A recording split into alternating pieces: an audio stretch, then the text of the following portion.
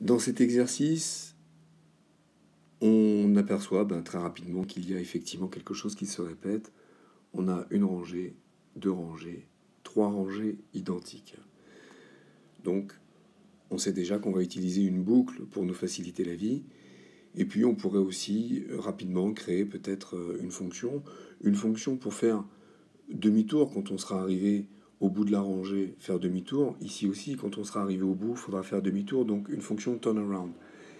Et puis quand on a fait demi-tour, on va avancer de une fois, deux fois, pour se positionner prêt, soit aller sur la rangée suivante, soit quand on sera ici, peut-être aller continuer faire les gems.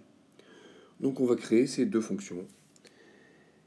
La fonction turnaround,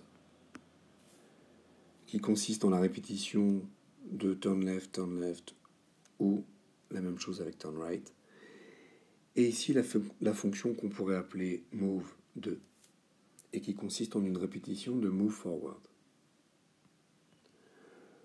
À partir de là, on a défini les fonctions. Les fonctions, on les définit toujours avant le programme à proprement dit. Donc le programme, for, on va répéter 3 fois. 3 fois la résolution d'une rangée. Donc, quand je suis dans cette position de départ, pour faire cette rangée, je peux commencer par faire les switches. Donc, on tourne à gauche, turn left.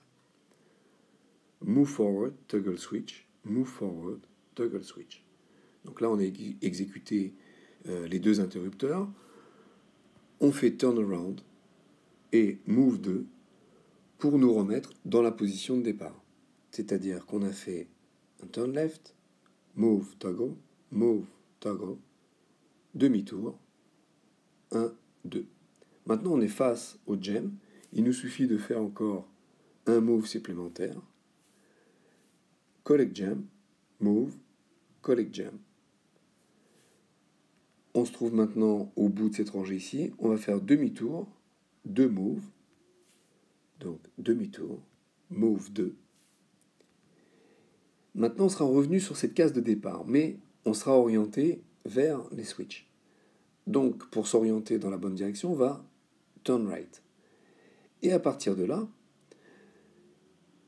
pour être en position de départ pour effectuer la deuxième rangée, de la même façon qu'ici on était dans cette position pour effectuer la rangée, il faut qu'on se trouve ici. Donc après avoir fait un turn right, on va faire move forward. Comme ça, on sera dans la même position que précédemment par rapport à la rangée. Donc après avoir fait le move 2, on fait turn right et move.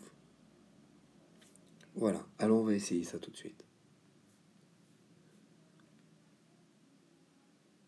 Donc toggle switch 2 fois, move 2 fois, on revient, on tourne, et voilà.